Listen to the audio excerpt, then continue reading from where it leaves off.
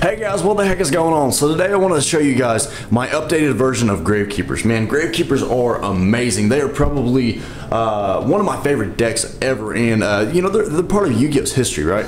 So I decided to get back into playing them a few months ago, and whenever I did, I was like, you know, I really want to try to play these competitively, and so I did. And so I tried to make the absolute most consistent build of Gravekeepers ever, and I do believe that I did, if not, you know, one of the most consistent ever. And then I, you know, have I've tested this deck a million times, literally probably like hundreds of times against you know, other meta decks and lots of rogue and stuff, and it's been really good for me, and I'm really excited to be able to show you guys this. I got first place at a local tournament recently, but you know, that wasn't the big one. I got actually runner-up at a UDS with this deck, probably about a month or two ago, and everybody's like, "Whoa, Gravekeeper!" And I was like, "Oh no, they're really cool still." And yeah, that was my goal all along, was really just to show people that this deck is still really good and still can really, you know, freaking kick some butt if you needed to. So yeah, a lot of these cards, the ratios are different on a lot of stuff. Like I said, my goal was to make this the most consistent build ever, so some of the monsters are going to be like, what? And I'm going to be like, yeah, well, this is why. And some of the spell cards are going to be like, what? And I'm going to be like, yeah, this is why. And then so hopefully I answer all y'all's questions. If not, comment below, let me know what you think. Let me know if you have, you know, questions about it or whatever. But anyway, yeah, so we're going to get into this. We're going to play Triple Spy because we like to party, and she's amazing. You know, the flip effect, special one from the deck. We're doing that for the last 13 years with this girl, and she's got the biggest butt whenever Necrovalley's on the field, 25, and man, it stalled me out actually a few times, just it being so big in defense, like on, you know, when I'm playing certain decks that really just can't get over it. So yeah, triple her. If you're not playing triple her, then you're really doing it wrong. Double Nobleman, this is my preference. Going into this, I wanted to, like I said, make it more consistent, give it a lot more draw power, a lot more trap power. So I'm running a few lower monsters than you usually would in Gravekeepers, but I am running Double Nobleman because I want everything to float as much as possible.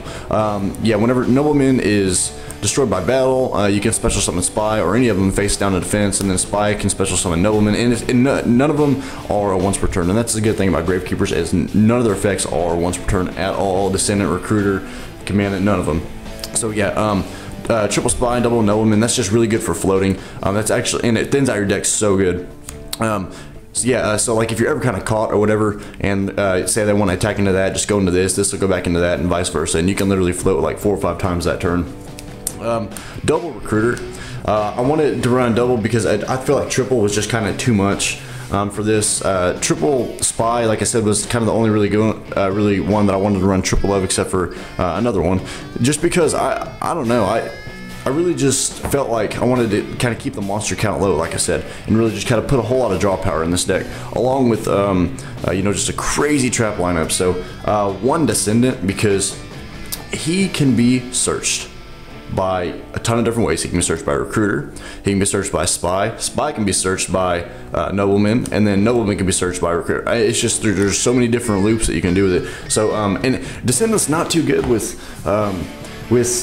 you know, like Pepe and stuff like that. The reason why, one of the reasons why this deck is good, is because you can make your opponent neg so hard on so many different things, and I feel like just a 1-for-1 with Descendant isn't as good, you know, unless you're doing the Recruiter combo, because, you know, if you're trying to pop Nobleman, trying to pop Spy or whatever, it's not as good, because you don't really plus off of it while your opponent's minusing. So yeah, I definitely just wanted to try to keep up the consistency and keep up a hand advantage. That's the main thing. I mean, in Yu-Gi-Oh, hand advantage is important, but just with this build of Gravekeepers and Gravekeepers in general, hand advantage is key, because you want to make sure that you make your opponent neg as hard as you can, and then yeah, you just try to plus as much as you can. I'm running Triple Commandant because I feel like I just, you know, I want to get into Necrovalley as soon as I can. And plus, with Necrovalley on the field, he becomes a 21 beat stick, and that's really good. Necrovalley is, gosh, Necrovalley is crazy. We'll get into that here in a little bit. But yeah, that is all for the Gravekeeper lineup. That is 11. And yeah, if you guys, like I said, if you have any questions about it, let me know here in a little bit. Thunder King, just one, because if you open him, it's freaking game against Pepe like 90% of the time. He's just crazy, man. and I run double Myrmilio. This is a tech that I've done for a while in this deck, because we run a couple targets in the deck, and Myrmilio is just really good to open because it's like you're going second because you just get the automatic +1, and it's just really good. Just being able to like normal summon Myrmilio and then set Necro Valley and then search out for like a bottomless or something and then set 2 other back row. It puts you at such a high advantage just even going first. So yeah, that's all for the monster lineup. That is 14 monsters altogether, and yeah, it seems kind of low, even just a Gravekeeper count. But like I said, hopefully you guys can kind of see why I'm doing what I'm doing with this. So going into the spells, I have the first part of these actually separated kind of weird, so you definitely want to pay attention with it. First off, we're running triple duality because you only really normal summon once per turn. You only really special summon with Spy. And that's, a lot of times on your opponent's turn, sometimes on yours. But yeah, just triple duality, and then triple upstart on top of that. The reason for all this is just because, like I said, I wanted to make the most consistent Gravekeepers ever possible, and this really just helped me be able to do that. So yeah, whenever people see this, they're like, well, you're in triple duality and triple upstart, man, that's crazy. And I'm like, yeah, to be honest with you, I run that, and I run a 1-day piece and a Allure of Darkness, because here's the deal. If you open up Royal Tribute against a Pepe player, they run like 20 to 32 monsters on average. I would say 20 monsters is probably like the Ariadne build or something, but I've seen builds run like up to like 32, 35 monsters, and it's crazy because you literally just kill them first turn. And why 1-day piece is good in there too, not only does it allow you to get into Royal Tribute a lot faster, but say you play, and this has happened tons of times, I'll play like 1-day piece and then somehow I'll draw on a Royal Tribute. That's just another monster that Pepe will be able to draw, and that's one more that you'll be able to snipe out with Royal Tribute, and that's more that they'll be able to neg. And just like sniping off their one Joker or their one monkey board or anything like that anymore is just absolutely insane. So yeah, it pretty much makes it this a 34 card deck, and then this makes it a 33, and then this makes it a 32. And we only run 8 or 9 targets for this, but you can only normal summon, once per turn. So it's like it just fixes your broken hands and fixes the hands that you draw. I don't know. For instance, like eight cards after 40. That's 20% of your deck, and to have 2 monsters in your hand at the same time that are dark, or 2 Gravekeepers or whatever, those odds happen a lot. So every time I see Allure of Darkness, I'm actually happy because it actually does come in use, and I can banish that extra recruiter that I don't need at the moment, and then just draw into like another Mirror Force, and then my Royal Tribute or something. So yeah, it's really good. First turn, being able just to go Royal Tribute is amazing. So, and this is all the draw power that allows you to be able to do that. One Book of Moon, because Book of Moon is just insane, especially with Spy, because you can just lay your Spy back down and do whatever. Also, if they go Ignis or whatever, you can just Book of Moon it and just kind of get it out of here. Now this is a part where people are gonna think this is kind of stupid, but just hold on and let me explain. We're only running double Necro Valley, and I've done that for I don't know, probably the last few months. And when I first started thinking about running double Necro Valley, I was like, I don't know exactly how this is gonna work. But every single other time that I ran triple, I'd always have one of these on field and one of them in hand. And yeah, it's good if one of them gets popped or something, but it's such a dead card. You don't want any dead cards in your hand or on the field at all. And with the consistency and this being able to be just a beatdown deck and really just kind of take control of the whole entire field, you need to make sure that every card that you have on the field and in the hand is useful at that exact moment. So and if it's not, then that's why we run stuff like the Allure of Darkness to help fix your other broken hands and stuff. But yeah, just you never want to have 2 never want to control 2 in your hand or on the field at all, period, at the same time. It's dead. And plus, say Necro Valley, one of them gets destroyed, the other one is easily searchable by Command It is searchable by Recruiter, and then that's searchable. All the Gravekeepers can search each other out, so it's really not that hard to get the other one back if one of them is destroyed. And yeah, and plus, if you don't want to open up 2, and then that other one would have been like a Royal Tribute or something. So yeah, it's definitely something that I fought for a while, but once I went to 2, I was like, wow, this is really good. It really helps out the consistency and fixes the broken hands and all that stuff. So yeah, just double Necro Valley, and that's all I'm pretty much running right there. And I do believe that is 12 spells. Moving on to the traps. Man, the trap lineup is crazy. It's just, I don't know, it's not even fair sometimes. Lose 1 turn, which is insane because like so much stuff has a low defense. All the monarchs, if they're special summon, you know, they've all got a low defense. Ignister has 0 defense. I mean, come on, guys, like it's just crazy. And you can literally run over Ignister with like Nobleman. I mean, Jesus, it's crazy. Mirror Force, double of them because you don't want triple. I feel like you don't want triple in this deck because if you draw into 2, the other one's kind of dead because you're already going to destroy other face-up attack position monsters anyway, and the other one could be like a Lose on Turn or a Magic Drain. Magic Drain's really good, especially because, you know, Pepe plays so many spells and their monsters become spells in the Pendulum Zones, and if they don't have a spell to discard, then you pretty much just destroy it. This was a card that came out in Pharaoh Servant a long time ago, actually way before Gravekeepers even came out, and the fact that this card's good again is it makes me pretty happy. It's really good. It does really good, especially like against Monarchs. So they play Pantheism and they discard for cost. Then you play Magic Drain to negate it. They have to discard another card to be able to do that. So yeah, it just, you make your opponent neg with that play. It's really good. 1 Compulse, just because I feel like Compulse is good in this deck. It's chainable. People are playing Twin Twister out there, so yeah, that's really good.